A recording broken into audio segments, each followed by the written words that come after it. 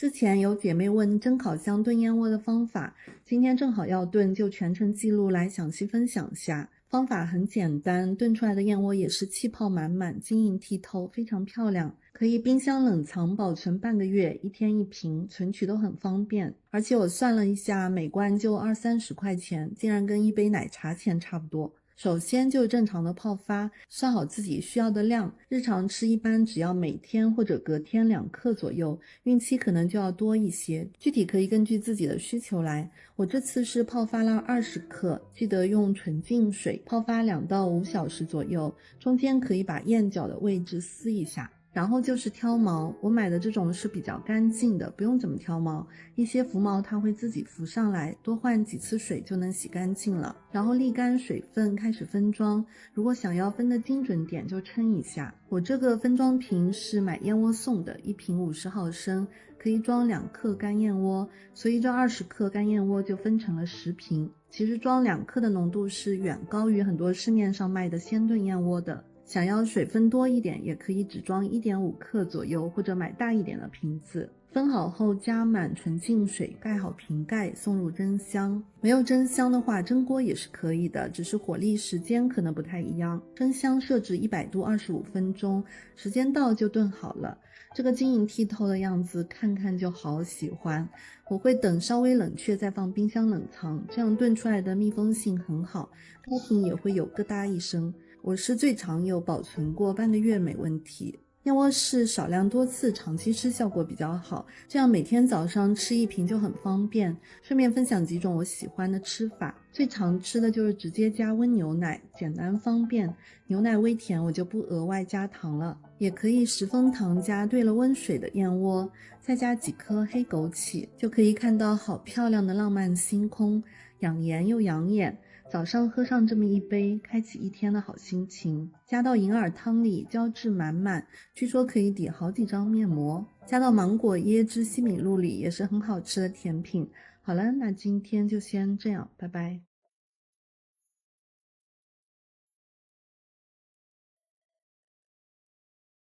Love is in the action, like a breeze on a broken wing.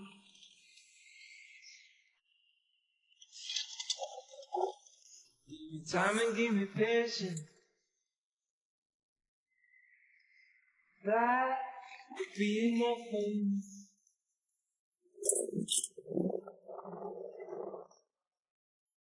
Let it go far. 哇，怎么都来我们这里了？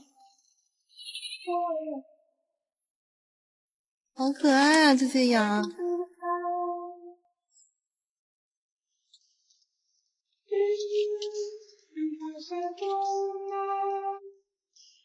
这是什么？子宫妹。哦。Because myself.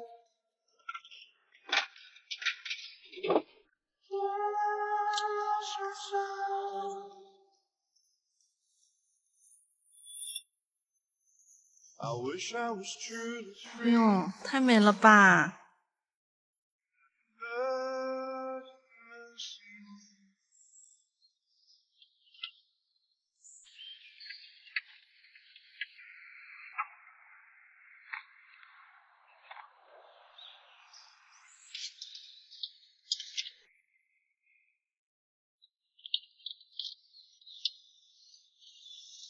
温一壶风吹了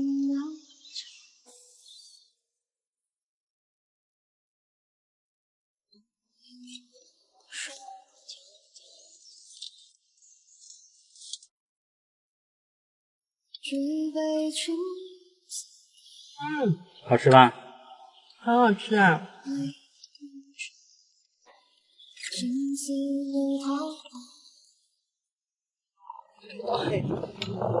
好，开始了，开始了，阳光太强烈了。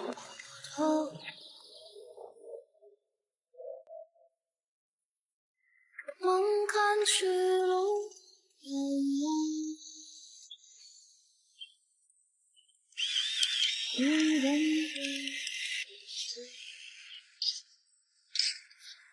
韶华赋，今宵。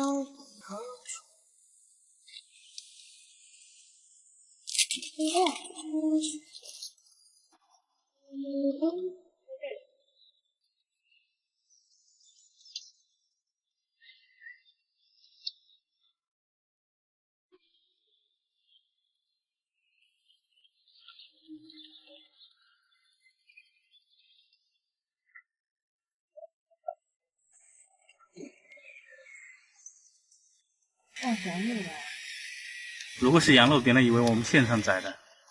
不是我梦散前程，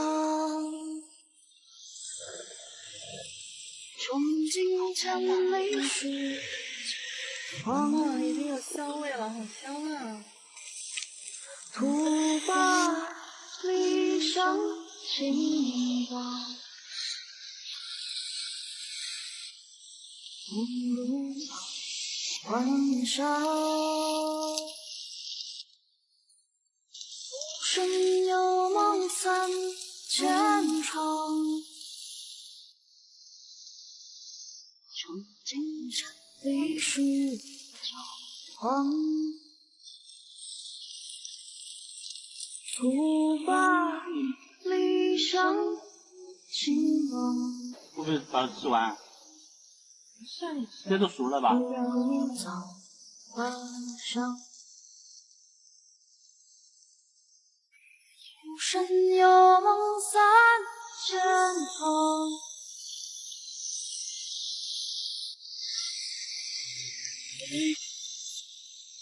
梦徒把那离殇轻望，梦如早晚上。去吃。好嘞。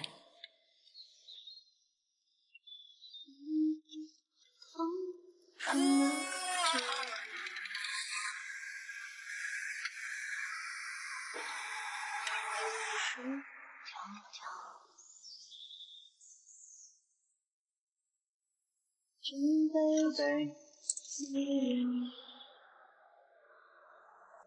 泪无常，青色流淌。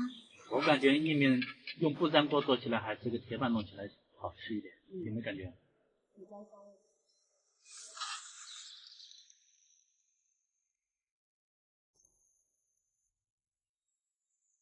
经常看到大家说想改造厨房却无从下手。近2-3年我先后改造了3个厨房，有局部改造，有半拆半改，也有整个拆掉重新装修的，所以我想陆续跟大家分享下厨房改造方面的经验。今天这个视频就先来说说最近刚刚改造好的婆婆家的厨房。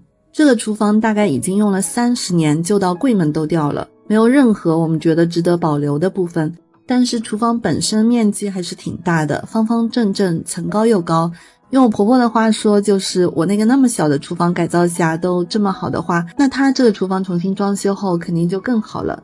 所以我们索性就全部拆掉重新装了，还是没请设计师和装修公司。其实步骤无非是先确定布局，拆除重建。第一步确定布局非常重要，要放哪些电器，每个电器放哪里，台面怎么走向，这些直接决定了下一步的拆墙砌墙，水电怎么布局。最关键的是决定了后期厨房用的是不是顺手，所以一定要事先考虑清楚。一般厨房的基本动线都是买菜回来放菜、洗菜、切菜配菜、炒菜、出菜，按这个动线布局肯定不会出错。虽然现实中可能会受很多因素影响，无法太理想，但大方向不能错。确定大致动线后，就考虑要放哪些大电器，放在什么位置。洗碗机是我经常被问到的电器，我是建议大家一定要装，而且条件允许的话是越大越好，功能也可以尽量选多一点的。以前我婆婆说这么几口碗手洗下多方便，用什么洗碗机？现在她是逢人就安利。我们是赶在大年30前把洗碗机安装上的，真的帮了大忙了。不但省时省力，而且洗完后拿出就是很干净干爽的状态了。不然过年聚餐动不动就一大桌菜一大堆碗碟，真的想想都害怕。因为之前我家里用的惠曼婆婆挺喜欢，所以这次也选的这个。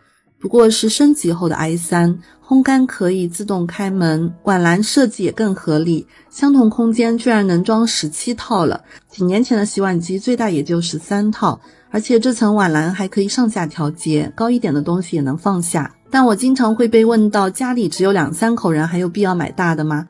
答案是肯定的，闭眼买大的就对了，因为我敢说到时候你会什么都想往里面塞，比如大汤锅，比如各种厨具，油瓶、玻璃瓶、玻璃锅盖，它都会帮你洗得晶莹剔透，没有一点水渍。还有一些七零八角的，像洗碗机滤网，手洗费时费力还不一定洗得干净，但在洗碗机面前是没有卫生死角的，直接扔进去就好了。还可以洗果蔬，可以省掉不少备菜时间。另外还有母婴级消毒，可以紫外消毒保管7天，所以是可以不用再装消毒柜的。如果特别追求简约，可以选全嵌入式安装，门板根据自家橱柜定制。但我觉得白色的玻璃面板颜值也很高，所以图省事直接用了这个厂家自带的。这个操作面板也是隐藏的，操作也不用弯腰。最后就是洗碗机建议装在水槽的旁边，一定要确定好具体型号后预留好位置和水电。水电建议留在洗碗机的隔壁水槽的下方，这样打个孔穿过去就可以了。水槽我也是建议大单槽，原来我婆婆这个厨房是2个小单槽，我真觉得用起来很憋屈，现在这个用起来就舒服多了。水槽这边还有可能用到很多电器，比如净水器、垃圾处理器、小厨宝，这些可以后期根据需求再增加，只要有预留1个插座就可以了。再过来就是燃气灶和油烟机，我个人是比较推荐白色的，不但颜值高还不显脏，如果是黑色的，一点点油渍都会很明显。这道颜色跟这个洗碗机也很搭，看上去像是一套的。这里面本来是有个矮小的储物间，在过去的30年都没有怎么用过，又考虑到全局布局的问题，我们就直接放弃把它堵死了。我觉得有时候该放弃的还是要放弃一下。然后因为整个厨房空间还是挺够的，我们又加了个岛台，岛台真的太香了，有空间的话你们一定要做。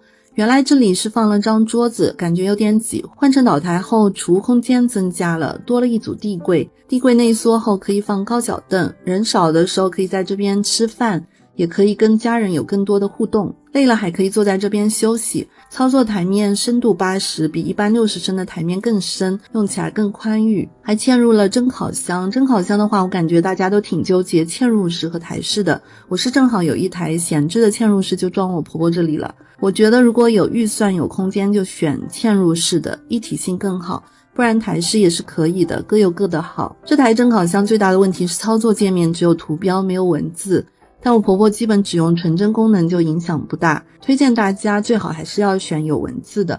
没有做成到顶的高柜是担心太高了会有点压迫感，顶上的斜面又有点难处理，所以索性就这样了。旁边的小柜子可以放烤盘和烤箱周边的东西，也挺方便的。布局确定好后就是跟每个装修师傅沟通，装修师傅一般都挺有自己的想法的，会给很多建议，这个时候我们一定要坚定信念，不要轻易动摇。在木工泥水之前，我们需要把基本配色确定下来，这个就需要自己有一定的审美，可以多看看别人的案例，再结合自己的喜好，其实也很简单，尽量简洁，不要出现太多种不同的颜色，就不会出错。材料方面，我们是墙面地面都是瓷砖，这面墙是一整块岩板，但是差了一点点尺寸，我们就在这边做了个小开放格，正好可以放一些调料瓶。橱柜柜体是多层板，柜门是烤漆面板，烤漆面板基本是目前质感最好的了，可以闭眼选。橱柜也是很关键的一步，一定要盯牢，主要还是柜子抽屉的分布，大原则是能做抽屉的就做抽屉，抽屉尽量做大，太小的抽屉就没必要，也会有点浪费空间。所以我婆婆这边最后是做了这2组大抽屉。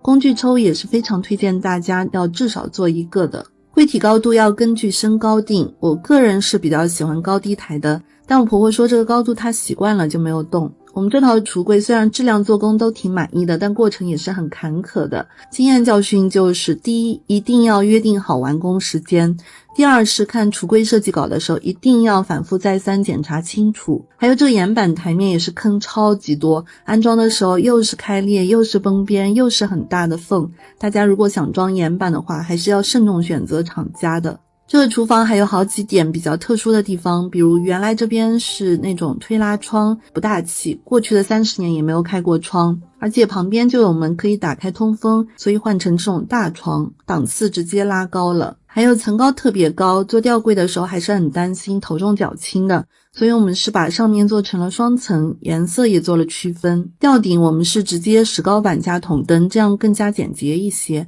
好了，目前想到的就这些，应该比较全面了，供大家参考。那今天就先这样，拜拜。